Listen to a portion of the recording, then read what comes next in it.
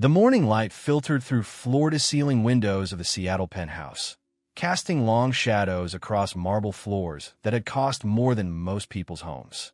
Adrian Blackwood stood at those windows, a silhouette against the awakening city, his reflection ghost-like in the glass. At 35, he was everything the world told him he should want to be: a millionaire many times over, powerful beyond question, successful beyond doubt.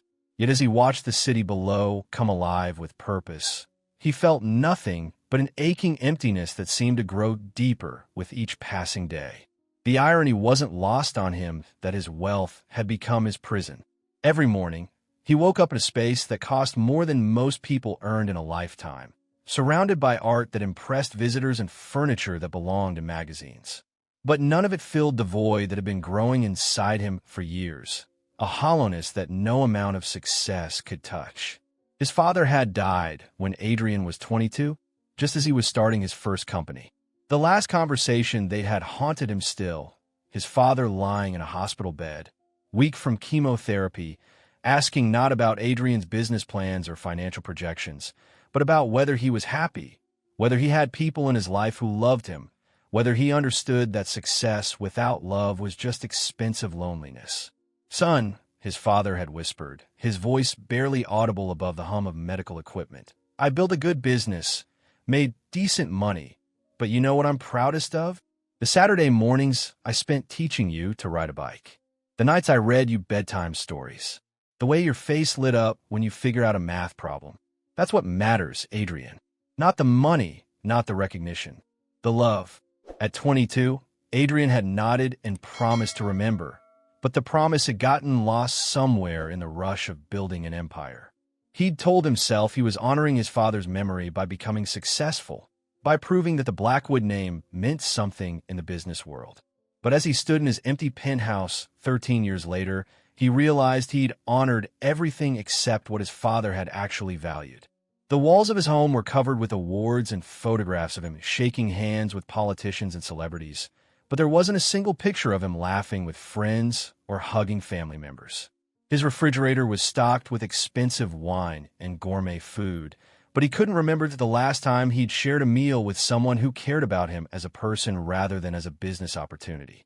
He'd built his fortune by understanding numbers, by seeing patterns others missed, by making calculated risks that paid off in spectacular ways.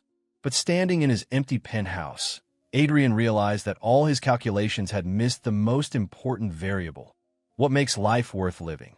The millionaire lifestyle he'd achieved felt like a beautiful cage, gilded but suffocating. His assistant's voice crackled through the intercom, sharp and efficient as always. "Mr. Blackwood, the board meeting is in 40 minutes. The Japanese delegation is waiting for your final decision on the merger. $800 million. That's what this deal was worth. It would make him one of the youngest billionaires in the Pacific Northwest. His father would have been proud, if his father had lived to see it. But pride felt like an abstract concept when you had no one to share with. Adrian had learned the hard way that success without connection was just an expensive form of loneliness. The boardroom was a temple of success, all polished wood and leather chairs that cost more than most people's cars. 23 of the most powerful minds in technology sat around that table, hanging on his every word. When Adrian spoke, markets moved. When he made decisions, thousands of jobs were created or destroyed. He was the puppet master of a corporate empire that spanned 3 continents. "Gentlemen," Adrian's voice carried the weight of absolute authority. "The Nakamura Group has agreed to our terms. This merger will create the largest tech conglomerate in the Pacific Rim. We'll control 47% of the cloud computing market across Asia." The room erupted in congratulations. Champagne appeared as if by magic, and hands reached out to shake his. But as Adrian accepted their praise, he felt like he was watching himself from outside his own body. The numbers were staggering. $800 million in pure profit, stock prices that would soar, bonuses that would make his employees wealthy beyond their dreams. Yet all he could think about was the empty penthouse waiting for him, the dinner he'd eat alone, the silence that would greet him when he walked through those doors. The applause felt hollow, the congratulations meaningless. These men weren't his friends. They were his business associates, people who valued him for his ability to generate wealth, not for who he was as a human being. When the meeting ended and they all went home to their families, Adrian would return to his beautiful prison, alone with his achievements and his emptiness. That evening, as rain drummed against the windows of his empty home, Adrian found himself staring at a bottle of wine that cost more than most people's monthly salary. He'd bought it to celebrate, but celebration felt impossible when you had no one to celebrate with. The silence in his home was deafening, broken only by the hum of expensive appliances and the distant sounds of a city that never slept. He'd tried dating, beautiful women who were drawn to his wealth and power like moths to a flame. But every relationship felt transactional, every conversation hollow. They wanted the lifestyle he could provide, not the man beneath the expensive suits and platinum credit cards. He'd grown tired of being seen as a bank account with a heartbeat, a prize to be won rather than a person to be known. One woman, a stunning model named Cassandra, had actually said to him over dinner at a five-star restaurant, "You're exactly the kind of man I've been looking for, successful, established, able to provide the lifestyle I deserve." The words had made his stomach turn, not because they were cruel, but because they were honest. She wasn't interested in his thoughts, his dreams, his fears, his humanity. She was interested in his portfolio. The loneliness had become a living thing, a presence that followed him through his days and haunted his nights. He'd wake up in the middle of the night, his heart racing with anxiety he couldn't name, his mind spinning with thoughts he couldn't quiet. The sleeping pills helped, but they left him groggy and disconnected, moving through his days like a ghost in his own life. It was during one of these sleepless nights that he made the decision that would change everything. He was scrolling through his phone, looking for something, anything, to quiet the restlessness in his mind, when he came across an article about successful executives seeking therapy. The stigma was fading, the article claimed. Even Fortune 500 CEOs were recognizing that mental health was as important as physical health. The article featured interviews with several high-profile businessmen who'd sought help for depression, anxiety, and what the author called success syndrome, the peculiar emptiness that came from achieving everything you thought you wanted only to discover it wasn't enough. One CEO, a man who'd built a billion-dollar company from nothing, described his experience with brutal honesty. "I had everything I thought I wanted: money, power, recognition, but I felt like I was dying inside. Every morning I woke up and wondered why I bothered getting out of bed. The success I'd worked so hard to achieve felt like a weight crushing me. I realized I'd become very good at making money and very bad at living." The words resonated with Adrian in a way that was both comforting and terrifying. He wasn't alone in this feeling, but he also wasn't sure he was ready to admit that he needed help. Adrian Blackwood didn't need help. He was successful, powerful, in control. But as he sat in his empty penthouse at 3 a.m, surrounded by all the markers of success, but feeling more lost than ever, he realized that control was an illusion. He was drowning in his own success, suffocating under the weight of expectations he'd placed on himself. The next morning, he made a call he'd never thought he'd make. His assistant, ever efficient, found him the best therapist in Seattle. Someone discreet, someone who understood the unique pressures of high-stakes business, someone who could help him navigate the darkness that seemed to be consuming him from within. Dr. Victoria Sterling, his assistant, reported. Top-rated psychologist, specializes in executive burnout and depression. Very private practice, excellent reviews. She has an opening next week. Adrian felt his stomach tighten as he agreed to the appointment. He'd built his entire life on being strong, on being the one who had all the answers. Admitting he needed help felt like admitting defeat.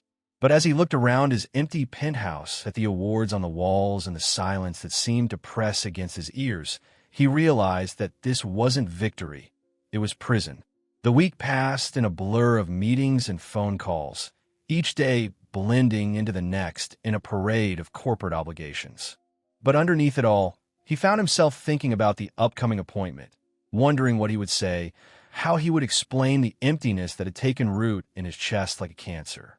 When the day finally arrived, Adrian found himself sitting in his car outside the Sterling Psychology Center, his hands gripping the steering wheel so tightly his knuckles had gone white.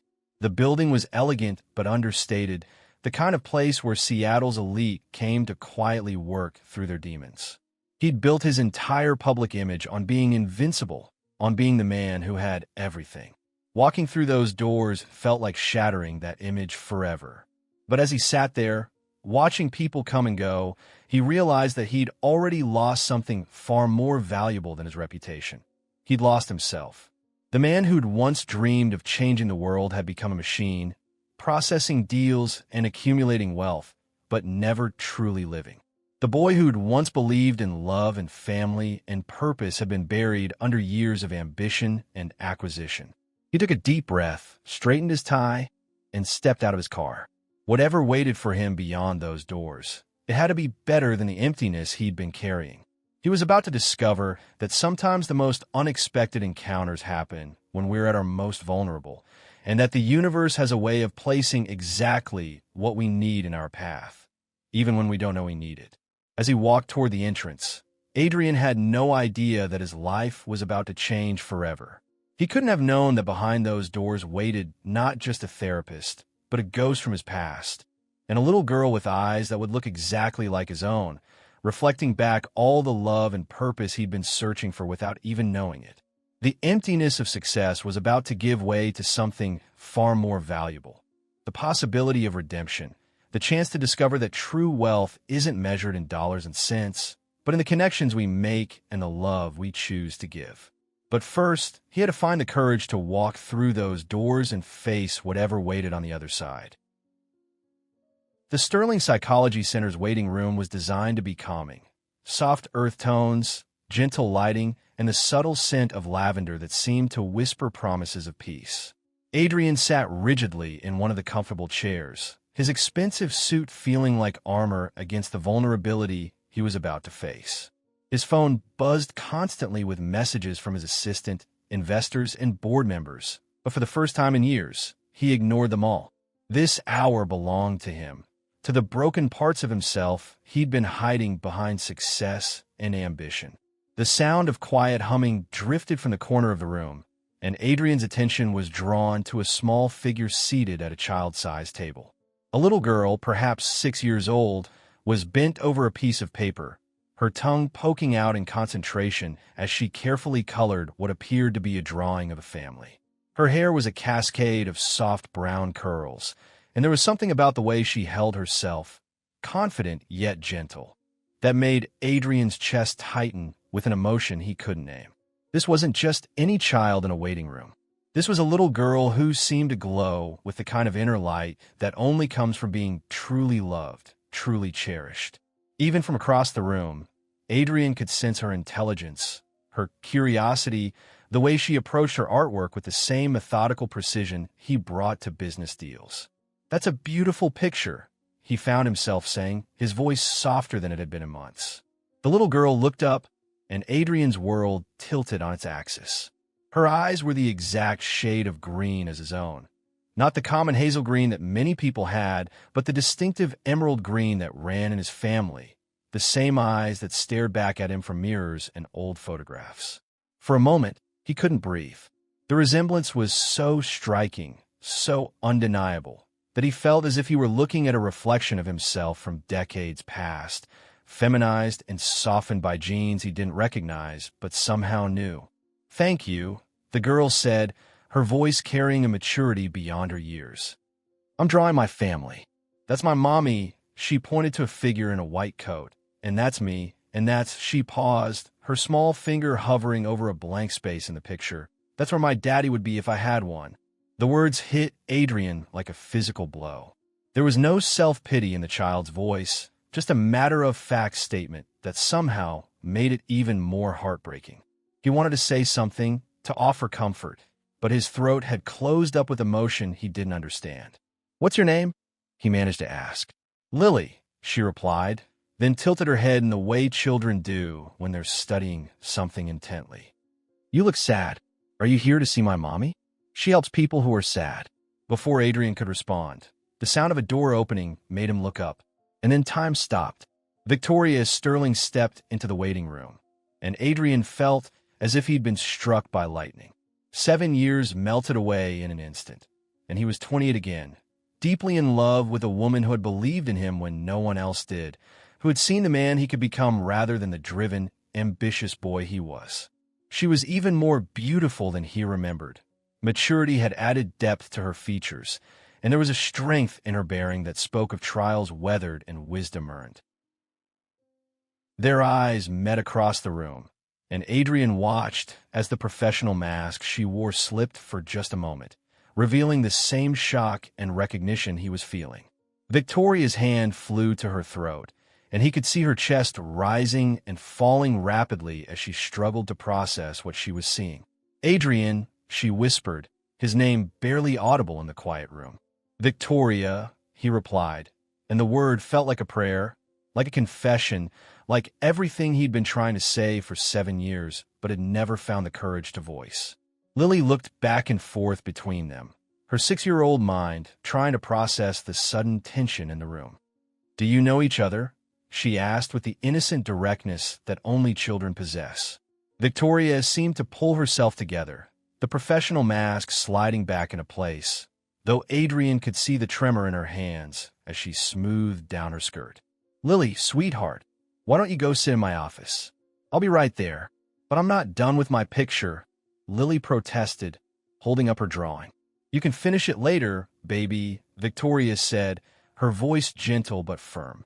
"Take your crayons with you." As Lily gathered her art supplies, she looked back at Adrian one more time. "I hope my mommy can help you not be sad anymore," she said with such sincere concern that Adrian felt tears prick at his eyes.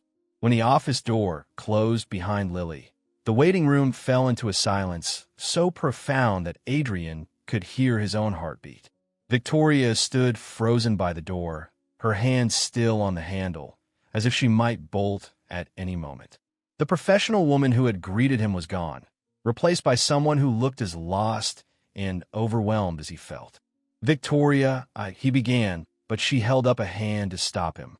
"Not here," she said, her voice barely steady. "In my office.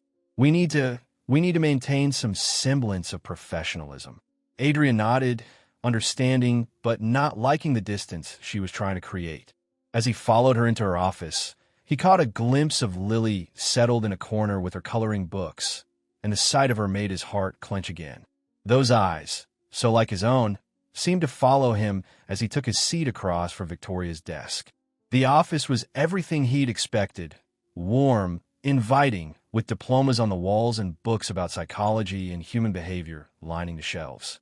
But all he could focus on was the woman sitting across from him, the woman who had once known him better than he knew himself, who had loved him despite his flaws and believed in his dreams even when they seemed impossible. "So," Victoria said, consulting a file on her desk with professional detachment, "Adrian Blackwood, CEO of Blackwood Technologies. You're here because you've been experiencing symptoms of depression and anxiety." The clinical tone in her voice stung, but Adrian understood it was a shield, a way to protect herself from the emotional minefield they just stepped into. "That's right," he said, matching her professional tone. "I've been having trouble sleeping, loss of appetite, difficulty concentrating. The usual executive burnout symptoms. Tell me about your support system," Victoria said, pen poised over her notepad. "Are you married? Do you have children? Close friends?" The questions were routine, part of any initial assessment, but coming from her, they felt like arrows finding their mark. "No," Adrian said quietly. "No wife, no children, no close friends. My work is my life." He saw something flicker across Victoria's face, sympathy, perhaps, or recognition. She knew him well enough to understand what a lonely existence that must be for someone who had once dreamed of a house full of children and Sunday dinners with extended family. "And what triggered this decision to seek therapy?" she asked, her pen hovering over the paper. Adrian was quiet for a long moment, considering his words. In the corner, Lily was humming softly as she colored, completely absorbed in her art. The sound was peaceful comforting in a way that made his chest ache with longing for something he couldn't name. "I realized I was successful at everything except living," he said finally. "I've built an empire, accumulated more wealth than I could spend in 10 lifetimes, achieved everything I thought I wanted. But I wake up every morning feeling empty, like I'm going through the motions of a life rather than actually living one." Victoria's pen had stopped moving, and when Adrian looked up, he saw that she was studying his face with the intensity that had always made him feel like she could see straight through to his soul. "When did you first notice these feelings?" "About 2 years ago," Adrian said, then paused. "No, that's not true. I think they've been there much longer. I just got better at ignoring them, at burying them under work and acquisitions and the constant noise of success." "And what do you think might be at the root of these feelings?" The question hung in the air between them, loaded with implications that went far beyond professional inquiry. Adrian knew what she was asking, and he suspected she knew the answer. The root of his emptiness stretched back 7 years, to a choice he'd made that had seemed so logical at the time, but had haunted him ever since.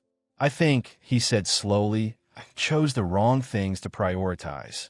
I chose success over happiness, achievement over connection, building an empire over building a life."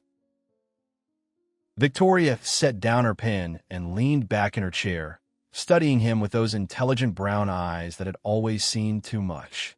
"And what would you have done differently?" The question was dangerous territory, a direct path to the conversation they'd been avoiding. Adrian glanced at Lily, who was now showing her drawing to a stuffed animal she'd pulled from a toy box, chattering away in the unself-conscious way of children. "I would have chosen love," he said quietly. "I would have chosen family. I would have chosen the people who mattered instead of the things that didn't." The silence that followed was heavy with unspoken history. Victoria's professional mask had slipped again, and Adrian could see the pain in her eyes, the carefully buried hurt that his words had stirred up. They were no longer therapist and patient. They were two people who had loved each other deeply and lost each other completely, sitting in a room that felt too small to contain all the things they weren't saying. "Mr. Blackwood," Victoria said, her voice carefully controlled, "given our history, I think it might be best if I refer you to a colleague. Dr. Matthews specializes in executive coaching and has excellent reviews." "No," Adrian said, the word coming out more forcefully than he'd intended. "I need to work with you, Victoria. I didn't know you'd be here when I made the appointment, but now that I am, I think maybe this is supposed to happen." "Professional boundaries exist for a reason," Victoria said, but her voice lacked conviction. "Maybe," Adrian agreed, "but maybe some things are more important than professional boundaries. Maybe the fact that I'm here, that you're here, that we're both in this room together after 7 years. Maybe that means something." In the corner, Lily had abandoned her coloring and was watching them with the intense, focused children reserve for adult conversations they sense are important, but don't quite understand. "Mommy," she said, her voice cutting through the tension, "are you okay? You look like you're about to cry." Victoria's composure cracked completely at her daughter's words. She pressed her hands to her face, and Adrian could see her shoulders shaking with the effort of holding back tears. Without thinking, he started to rise from his chair, his instinct to comfort her overriding every other consideration. "Please," Victoria said, her voice muffled by her hands. "Please don't. I need a moment." Adrian sank back into his chair, his hands clenched into fists at his sides. Every fiber of his being wanted to go to her, to pull her into his arms and tell her everything would be okay. But 7 years and a lifetime of hurt stood between them like a wall he didn't know how to climb. Lily had gotten up from her corner and was now standing beside her mother's chair, her small hand resting on Victoria's arm. "It's okay, Mommy," she said in the gentle voice children use when they're trying to comfort adults. "Sometimes grown-ups need to cry. You told me that, remember?" Victoria lifted her head and looked at her daughter with such love and gratitude that Adrian felt his chest tighten again. "You're right, sweetheart," she said, her voice still shaky. "Sometimes grown-ups do need to cry." As Victoria composed herself, Adrian found himself studying Lily more intently. The resemblance was undeniable. Not just the eyes, but the shape of her face, The way she tilted her head when she was thinking, even the stubborn set of her jaw when she was determined about something. She was 6 years old, which meant the realization hit him like a freight train.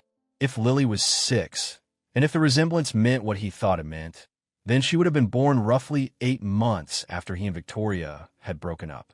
Which meant Victoria had been pregnant when he left for London, pregnant and alone, carrying his child while he chased his ambitions across an ocean. The room seemed to spin around him, and Adrian had to grip the arms of his chair to keep from falling. Victoria must have seen something in his expression because she went very still, her eyes wide with fear and something that might have been regret. "Victoria," he said, his voice barely above a whisper. "Is she?" "Mr. Blackwood," Victoria said quickly, her professional mask snapping back into place. "I think we should end today's session here. You've had a lot to process, and I think it would be best if we both took some time to—" "Is she mine?" Adrian interrupted, his voice stronger now, demanding an answer to the question that was tearing him apart. Victoria's silence was answer enough. Adrian looked at Lily, who was still standing beside her mother's chair, and saw his own eyes looking back at him. His daughter. He had a daughter, and she was 6 years old, and she was drawing pictures of families with empty spaces where a father should be. The weight of what he'd lost, what he'd missed, crashed over him like a tsunami. 6 years of birthdays, of first steps and first words, of bedtime stories and scraped knees, and all the thousand small moments that make up a childhood. 6 years of being a father without knowing it, of having the most important job in the world and failing at it completely.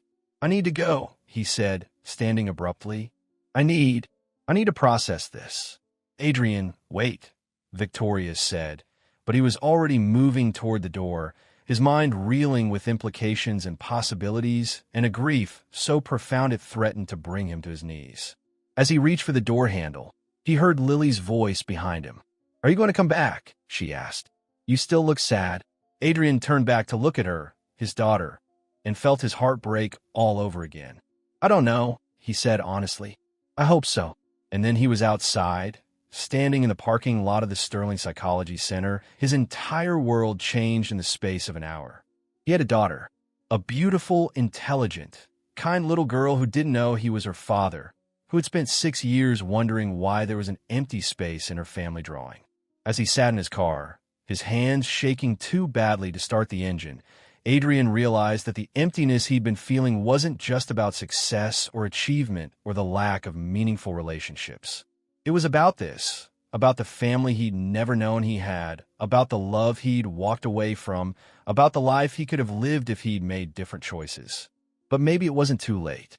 Maybe, somehow, he could find a way to fill in that empty space in Lily's drawing. Maybe he could learn to be the father she deserved, the man Victoria had once believed he could be. Maybe, just maybe, the universe had given him a second chance at the only things that truly mattered. The road ahead would be complicated, fraught with questions and emotions and the weight of 7 years of separation. But for the first time in longer than he could remember, Adrian felt something other than emptiness. He felt hope. The sleepless night that followed Adrian's discovery stretched endlessly before him, each minute crawling by like an eternity of questions without answers.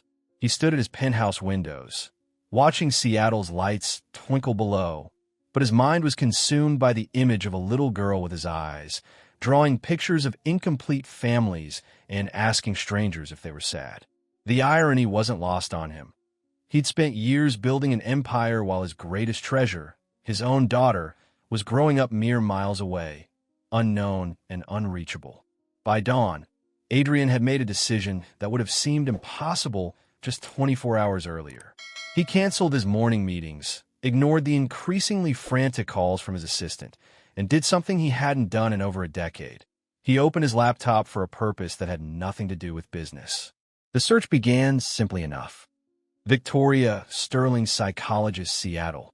The results painted a picture of a woman who had built her own quiet empire of healing and hope. Professional articles, conference presentations, a warmly written bio on her clinic's website that spoke of her dedication to helping others navigate life's most challenging moments. but it was the personal details that made his heart race. Dr. Sterling is a devoted mother to her 6-year-old daughter, Lily, who is the light of her life. 6 years old. The timeline was undeniable now, mathematical in its clarity. Adrian pulled up his old calendar, scrolling back through the years to that spring when everything had changed. There it was, March 15th, 2017. The day he'd gotten the call from London, the offer that would catapult his fledgling company into the stratosphere of Silicon Valley success. The day he made the choice that would define the rest of his life, or so he'd thought. He remembered the conversation with Victoria as if it were yesterday. She'd been sitting on the couch in their tiny apartment, her medical school textbooks spread around her like a fortress of dreams and determination. Her face had been pale when he'd told her about the opportunity, about the 18-month contract that would require him to relocate to London, about the connections and capital that would make everything they'd planned possible. 18 months, she'd said quietly, and he'd heard the hurt in her voice that he'd been too excited to fully process at the time. "That's a long time, Adrian. It's not forever," he'd replied, already mentally packing his bags. "Think about what this means for us, for our future. When I come back, we'll be able to afford that house we talked about, the one with the big backyard and the wraparound porch. I'll be able to give you everything you deserve." Victoria had been quiet for so long that he'd finally looked up from his laptop, really looked at her, and seen something in her eyes that should have given him pause. "What if what I deserve isn't a house or money?" she'd asked. "What if what I deserve is the man I fell in love with here, present, building a life with me instead of chasing after some idealized version of success?" They'd argue that night, one of the few real fights they'd ever had. She'd accused him of caring more about his ambitions than their relationship. He'd accused her of not understanding the sacrifice he was making, the opportunities he was creating for both of them. The argument had ended with her in tears and him storming out, spending the night at his office, telling himself that she'd understand eventually, that she'd see he was doing this for them. Now, 7 years later, Adrian realized that Victoria had been trying to tell him something that night, something he'd been too focused on his own dreams to hear. She'd known she was pregnant. She'd been trying to find a way to tell him, and instead of creating space for that conversation, he'd filled the room with his own ambitions and expectations. The weight of that realization was crushing. While he'd been planning his future success, Victoria had been grappling with the reality of carrying his child, facing the prospect of single motherhood, wondering how she would manage her medical residency while pregnant and alone. The courage that must have required was staggering, and he'd been completely oblivious to her struggle. He'd left for London 3 weeks later. Victoria had driven him to the airport, and she'd seemed different, quieter, more withdrawn. He'd attributed it to sadness about the separation, had promised to call every day, to visit whenever he could. She nodded and smiled, but it hadn't reached her eyes. Looking back now, Adrian could see all the signs he'd missed. The way she'd touched her still flat stomach when she thought he wasn't looking. The morning she'd run to the bathroom and he'd heard her being sick, how she claimed it was just stress from finals. The way she'd lingered in baby stores when they'd walked through the mall, her eyes soft with longing he'd interpreted as someday dreams rather than present reality. She'd been carrying his child, and he'd been too self-absorbed to notice. The guilt was overwhelming, a physical weight that made it hard to breathe. He'd abandoned her when she needed him most, left her to face pregnancy and childbirth alone while he pursued his dreams on another continent. The calls had been frequent at first, then sporadic as his work consumed him. The time difference made everything harder. When he was starting his day, she was ending hers. When he was free to talk, she was in class or studying. Slowly, inevitably, they'd begun to drift apart, their conversations becoming shorter, more superficial, until they'd stopped altogether. Adrian remembered the last conversation they'd had, 3 months after he'd left. Victoria had seemed distant, distracted, her responses brief and disconnected. He'd been frustrated, unable to understand why she couldn't be more supportive of his success, why she seemed to be pulling away just when everything was going so well for him. "I'm doing this for us," he'd said, his voice tight with exhaustion and frustration. "Everything I'm building here, It's for our future together. Is it? Victoria had asked, and there had been something in her voice, sadness, maybe, or resignation. Because it feels like you're building a future for yourself, Adrian. A future that doesn't have room for anyone else. That's not true, he'd protested. But even as he said it, he'd known she was right. His days were consumed with work, his nights filled with networking events and business dinners. He'd been building a life in London, a life that was exciting and challenging and entirely his own. I can't do this anymore, Victoria had said quietly. I can't keep pretending that I'm part of your life when I'm clearly not. I need to focus on my own future now. Victoria, wait, he'd started, but she'd already hung up.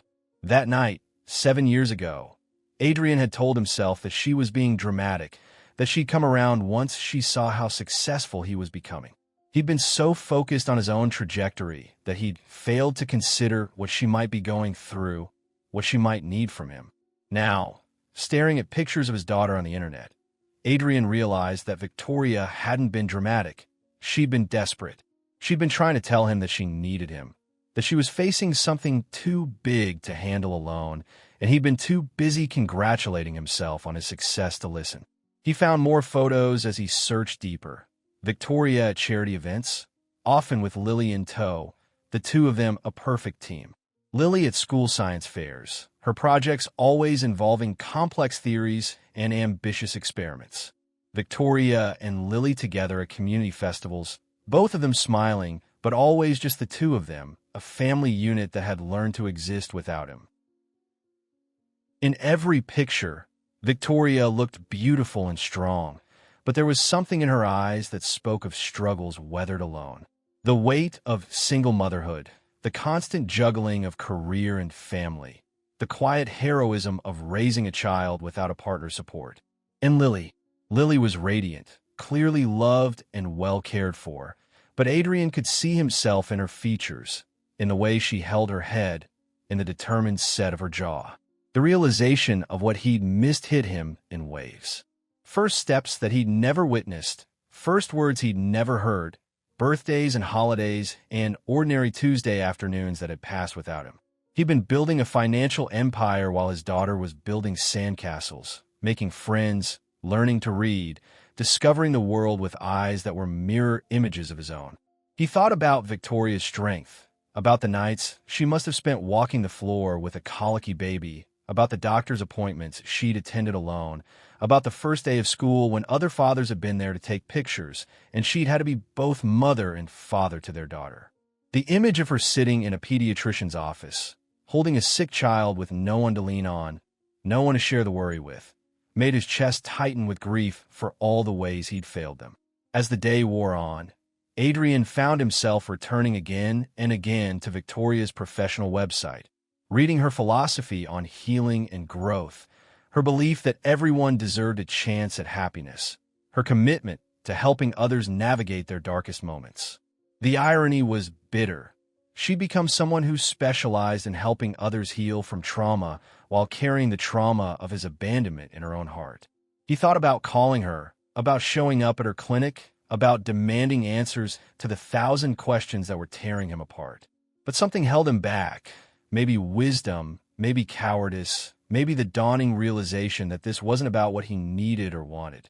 This was about a woman who had raised his child alone for 6 years, who had built a life and career and sense of self-worth without him, who had every right to protect herself and her daughter from the chaos of his sudden reappearance.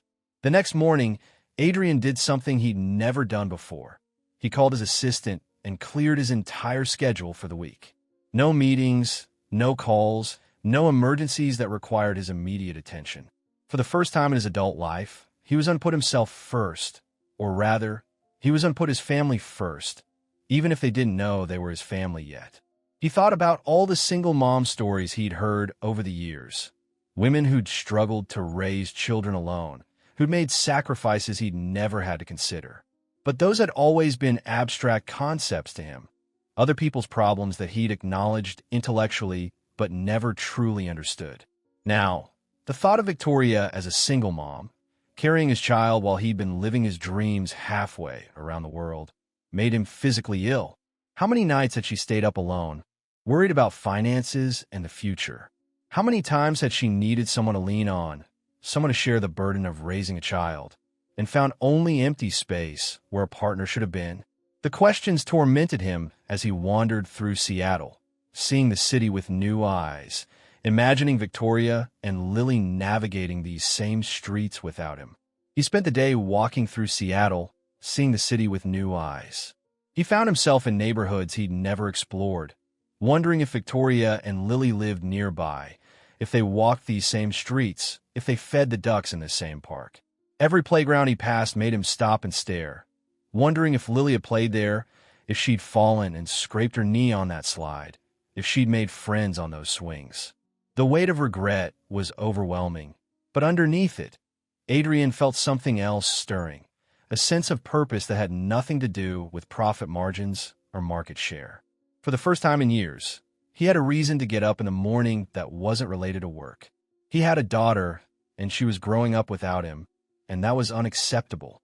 But he also knew that he couldn't just burst back into their lives demanding to be included.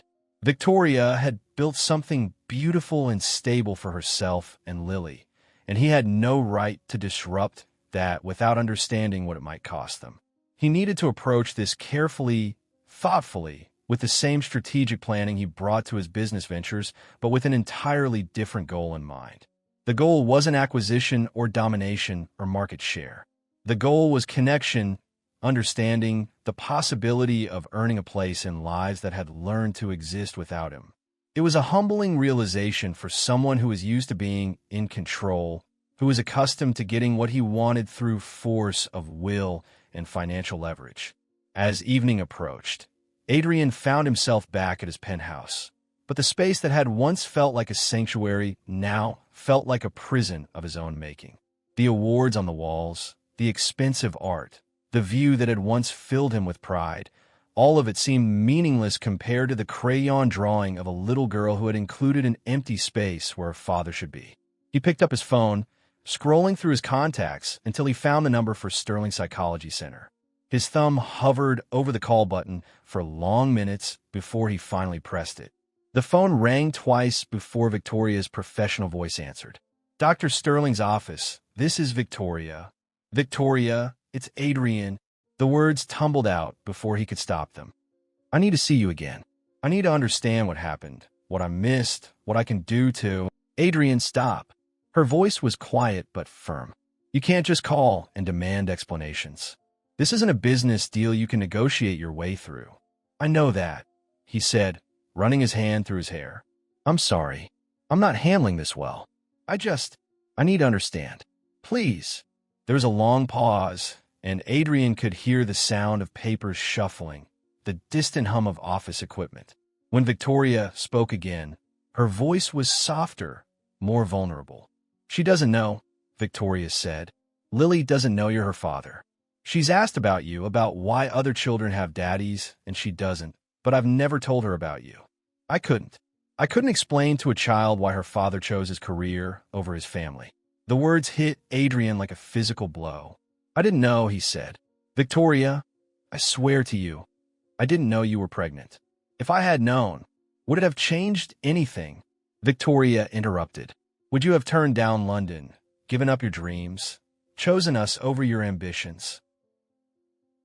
The question hung in the air between them, heavy with implications and pain. Adrian wanted to say yes, wanted to believe that he would have made a different choice. But the truth was more complicated than that. The man he'd been 7 years ago had been consumed by ambition, driven by a need to prove himself that had overridden everything else. "I don't know," he admitted finally. "The man I was then, I don't know if I would have been capable of making that choice. But I'm not that man anymore, Victoria. I'm not the same person who left you." "People don't change that much," Victoria said, but there was something in her voice that suggested she wanted to be wrong. "Some do," Adrian said. "Some people spend 7 years building everything they thought they wanted, only to realize that what they wanted was wrong. Some people wake up one day and discover that all the success in the world can't fill the hole left by the people they've lost." Another pause, longer this time. When Victoria spoke again, her voice was barely above a whisper. "I tried to tell you," she said. The night you told me about London, I was trying to find the words to tell you about the baby. But you were so excited, so focused on your future, that I couldn't find a way to make you hear me. Why didn't you call me after I left? Adrian asked. Why didn't you tell me then? Because I realized something that night, Victoria said. I realized that I deserved someone who would choose me, who would choose our family, without having to be convinced or coerced. I deserved someone who would want to be there, not someone who stayed out of obligation. The truth of her words cut deep, but Adrian couldn't argue with them. She had deserved better than the man he'd been, better than someone who saw family as a responsibility rather than a privilege. What about now, he asked. What if I could prove to you that I've changed, that I understand what I lost, what I gave up?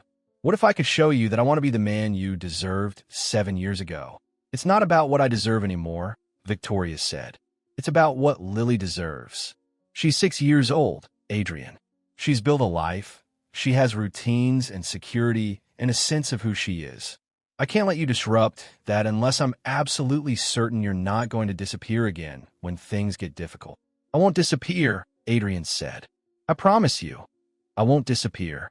Promises are easy to make, Victoria replied. It's keeping them that's hard. The conversation ended with an agreement to meet again professionally to continue the therapy sessions that had started this entire revelation. But they both knew that the dynamic had changed irrevocably. They were no longer just a therapist and patient. They were two people who had once loved each other deeply, who had created a life together, who had to navigate the complicated process of deciding what came next.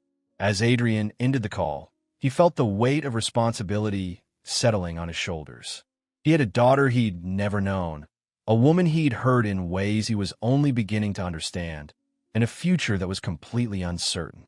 But for the first time in years, uncertainty felt like possibility rather than threat. He thought about Lily, about the empty space in her drawing, about the questions she'd asked about fathers and families. He thought about Victoria, about the strength it must have taken to raise a child alone, to build a career and a life while carrying the weight of his abandonment. And he thought about himself, about the man he'd been and the man he wanted to become. The journey ahead would be complicated, fraught with emotional landmines and difficult conversations. But as Adrian looked out at the Seattle skyline, he felt something he hadn't experienced in years: hope. Not the shallow hope of a successful business venture or a profitable quarter, but the deep, abiding hope of a man who had discovered that he had something worth fighting for. He had a daughter. He had a chance to be a father. And maybe, just maybe, he had a chance to prove that people can change, that love can overcome even the deepest wounds, that families can be rebuilt even when they've been broken for years. The empty space in Lily's drawing didn't have to stay empty forever. With patience, with understanding, with the kind of commitment he'd once reserved for his business ventures, Adrian could find a way to fill that space. He could learn to be the father Lily deserved, the man Victoria had once believed he could be. But first, he had to prove that he was worthy of that chance. And that journey would begin with his next visit to the Sterling Psychology Center, where he would have to face not just his own demons, but the consequences of choices he'd made 7 years ago, choices that had shaped the lives of the two people who mattered most to him in the world. The week between appointments crawled by with agonizing slowness, each day bringing new revelations as Adrian dove deeper into the life he'd unknowingly left behind. He found himself driving past elementary schools, wondering which one Lily attended, imagining her in classrooms filled with children who had fathers to pick them up, to attend school plays, to cheer from the sidelines at soccer games. The guilt was a constant companion now, a weight that settled in his chest and made everything taste like ash. He tried to return to his normal routine, but focus was impossible. During board meetings, he found himself staring out windows, his mind spinning with calculations that had nothing to do with profit margins. 6 years of child support he'd never paid. 6 years of birthday presents he'd never given. 6 years of bedtime stories he'd never read. The mathematical precision of his loss was staggering, and no amount of wealth could purchase back the time he'd squandered. His assistant had started giving him concerned looks, quietly rearranging his schedule when he missed important calls or forgot about meetings entirely. The Japanese merger that had once seemed like the pinnacle of his career now felt like background noise, a distant concern that paled in comparison to the real crisis facing him. When the day of his second appointment finally arrived, Adrian found himself sitting in his car outside the Sterling Psychology Center for the second time in 2 weeks. But this time the anxiety was different. Before, he'd been nervous about admitting weakness, about revealing the cracks in his carefully constructed facade. Now, he was terrified of seeing the truth reflected in Victoria's eyes, of confronting the full magnitude of what his choices had cost them all. The waiting room was quieter this time. No cheerful humming or crayon scratching to break the tension. Lily was there, curled up in the corner with a book, but she looked up when he entered, her green eyes, his eyes, studying him with the intense, focused children reserve for puzzles they're trying to solve. "You came back," she said, her voice neither surprised nor pleased, just factual. "I did," Adrian replied, settling into the same chair he'd occupied the week before. "What are you reading?" Lily held up her book, a picture book about space exploration. "It's about astronauts. Did you know that some people get to live in space for months at a time? They do experiments and look at Earth from really far away." "That sounds amazing," Adrian said, and he meant it. The wonder in her voice, the way her eyes lit up when she talked about something that fascinated her. It was achingly familiar, like looking at a reflection of his own childhood curiosity. "My mommy says that astronauts are very brave because they go places where no one can help them if something goes wrong," Lily continued, her voice dropping to a more serious tone. "They have to be really, really sure they want to go before they leave, because once they're gone, they can't come back for a long time." The words hit Adrian like a physical blow. Even at 6 years old, Lily seemed to understand something profound about choices and consequences, about the weight of decisions that couldn't be undone. He wondered if Victoria had chosen that particular book deliberately, if it was meant as a message for him. Before he could respond, the office door opened and Victoria appeared. She looked professional but tired, as if she'd spent the week wrestling with the same demons that had been haunting him. Their eyes met briefly, and Adrian saw a flicker of vulnerability before she composed herself.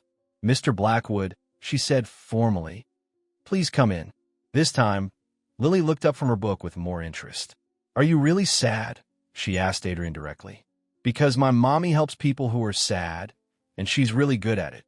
Adrian found himself crouching down to Lily's level, something he'd never done with a child before.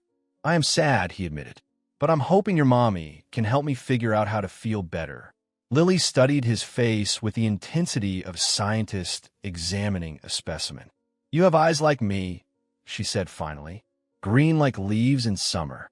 That's what my mommy says about my eyes." Adrian's breath caught in his throat. "Your mommy is right," he managed. "You have beautiful eyes."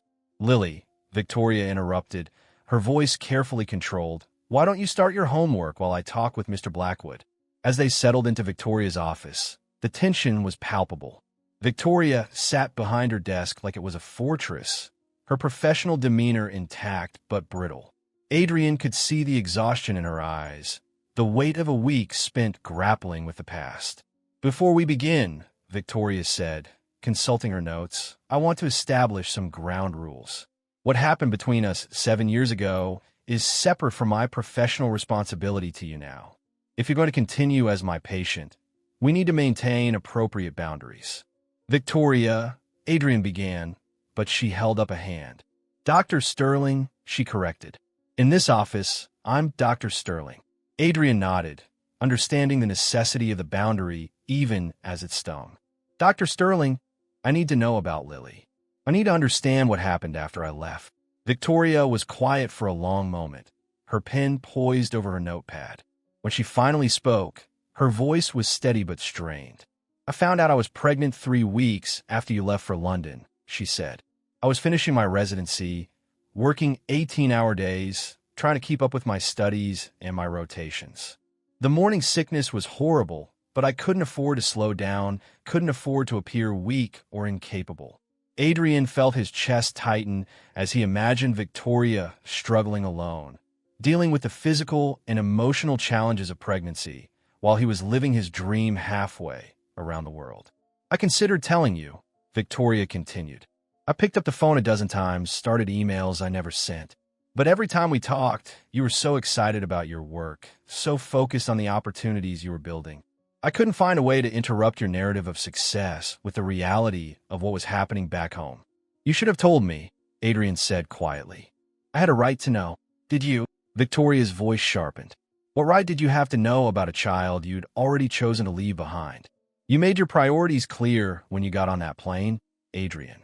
You chose your career over us, over the life we could have built together. The words stung because they were true.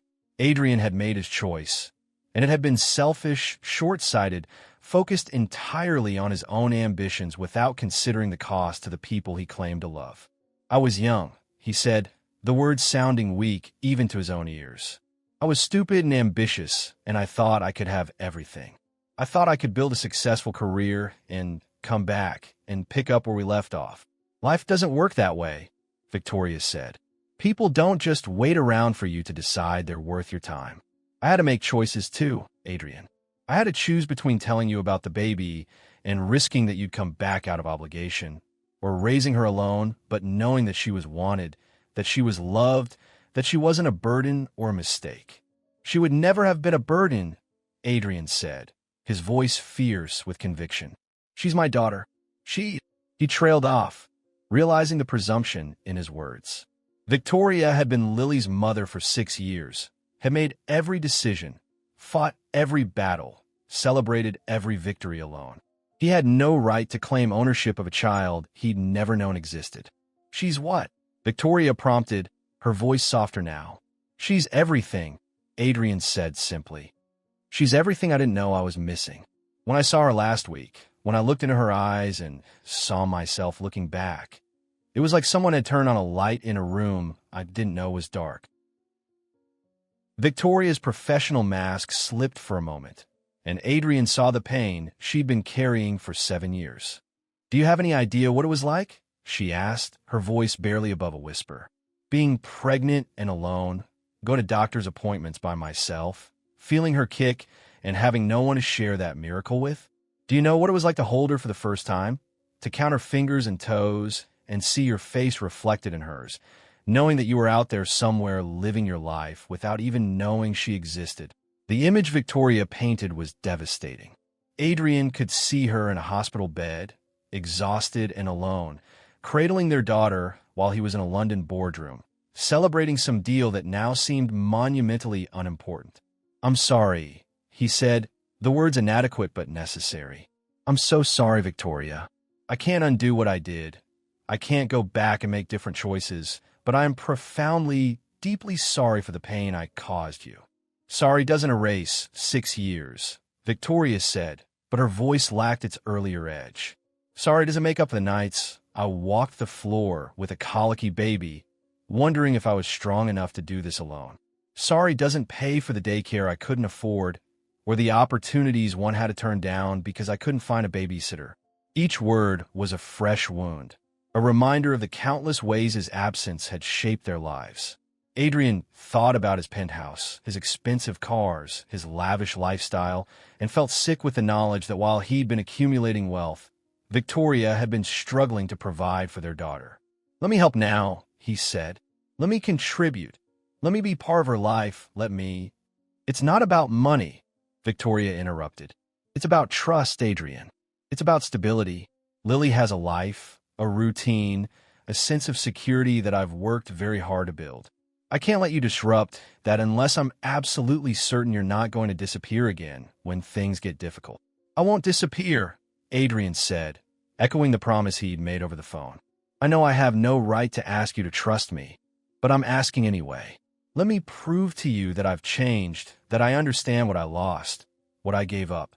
Victoria studied him for a long moment, her brown eyes searching his face for something, sincerity, perhaps, or the kind of commitment that went deeper than words. Lily asked about her father, she said finally. Not often, but sometimes. Usually when she sees other children with their dads, or when Father's Day comes around. She's asked if there's something wrong with her, if that's why her daddy doesn't live with us. The thought of Lily blaming herself for his absence was unbearable. Adrian felt tears prick at his eyes, a sensation so foreign that it startled him. When was the last time he cried? When was the last time he'd felt anything deeply enough to move him to tears? "What do you tell her?" he asked. "I tell her that her daddy loves her very much, but that sometimes grown-ups make mistakes that hurt the people they love," Victoria said. "I tell her that it's not her fault, that she's perfect and wonderful and loved. She is," Adrian said. "She's extraordinary. Even in the few minutes I've spent with her, I can see how special she is. She's smart and curious and kind, and she has this way of seeing the world it's beautiful. She gets that from you," Victoria said quietly. "The curiosity, the way she thinks about things. She's always asking questions, always trying to understand how things work. She wants to be a scientist when she grows up, an astronaut or marine biologist. She has notebooks full of drawings of rockets and deep-sea creatures." Pride swelled in Adrian's chest, followed immediately by grief for all the conversations he'd missed, all the questions he'd never answered, all the dreams he'd never encouraged. "I want to know her," he said. "I want to know everything about her, her favorite foods, her fears, her dreams, the songs she likes to sing, the stories that make her laugh. I want to be part of her life, Victoria. I want to be her father." "Being a father isn't just about wanting," Victoria said. "It's about showing up day after day, even when you're tired or stressed or dealing with your own problems. It's about putting someone else's needs before your own, consistently, for years and years. It's about being the person they can count on, no matter what." "I understand that," Adrian said. "I know I have a lot to learn, a lot to prove, but I'm willing to do whatever it takes. I'm willing to change my whole life if that's what it takes to be the father Lily deserves." Victoria leaned back in her chair, studying him with the intensity he remembered from their early days together, when she'd been trying to figure out if he was worth the risk of falling in love. "There's something else you need to understand," she said. "If you want to be part of Lily's life, you're going to have to be part of mine too. We're a package deal, Adrian. I'm not going to let you be a weekend father who swoops in with presents and fun activities while I handle the hard parts of parenting. I don't want to be a weekend father," Adrian said. "I want to be a real father, an everyday father. I want to help with homework and bandage scraped knees and read bedtime stories. I want to be there for all of it, not just the good parts." "And what about your company?" Victoria asked. "What about all those important meetings and business trips and 18-hour days? What happens when being a father conflicts with being a CEO?" It was the question Adrian had been dreading, the one that cut to the heart of who he was and who he wanted to become. For 15 years, his identity had been wrapped up in his success, his worth measured by his achievements and accumulations. The thought of stepping back, of prioritizing something other than his career, should have terrified him. Instead, he felt something like relief. "Then I'll choose being a father," he said. "I'll choose Lily. I'll choose family. I'll choose the things that actually matter. I spent 7 years building an empire, Victoria, and it's brought me nothing but emptiness. I thought success would fill the hole in my life, but it just made it bigger. Lily, our daughter, she's the only thing that's made me feel truly alive in years." Victoria was quiet for a long moment, and Adrian could see her struggling with the decision that would affect all their lives. Finally, she spoke. "I need time," she said. "This isn't just about you and me anymore. It's about Lily, about what's best for her. I need to think about how to tell her, how to help her understand. I need to figure out how to protect her if this doesn't work out." "It will work out," Adrian said. "I promise you it will work out. Don't make promises you can't keep," Victoria warned. "Lily has lived her entire life without disappointment from her father. I won't let you be the first person to break her heart." As their session ended, Adrian felt the weight of possibility and responsibility settling on his shoulders. He had a chance, maybe his only chance, to prove that he could be the man his daughter needed, the partner Victoria deserved. But first, he had to face the hardest truth of all. He had to choose between the empire he'd built and the family he'd lost. Standing in the parking lot of the Sterling Psychology Center, Adrian looked up at the Seattle sky and made a decision that would have been impossible just 2 weeks earlier. He pulled out his phone and dialed his assistant. "Cancel the Tokyo trip," he said. "Cancel everything for the next month. I have more important things to do." For the first time in his adult life, Adrian Blackwood was choosing family over fortune, love over ambition, the possibility of healing over the certainty of success. The road ahead would be uncertain, fraught with challenges and setbacks and the weight of 7 years of separation. But as he thought about Lily's green eyes and Victoria's guarded hope, Adrian knew he was finally making the right choice. He was choosing to be present, to be accountable, to be the man he should have been 7 years ago. The empty space in Lily's drawing didn't have to stay empty forever. With patience, with commitment, with the kind of love that showed up every day regardless of the circumstances, Adrian could earn his place in that picture. He could learn to be a father, a partner, a man worthy of the family he'd never known he needed. But first, he had to prove that some things were more important than success, that some dreams were worth more than empires, that the love of a child could transform even the most driven, ambitious heart into something capable of true devotion. The hardest part of his journey was just beginning, but for the first time in years, Adrian Blackwood was exactly where he needed to be. The phone call came at 6:30 on a Tuesday morning, jarring Adrian from the first peaceful sleep he'd had in weeks.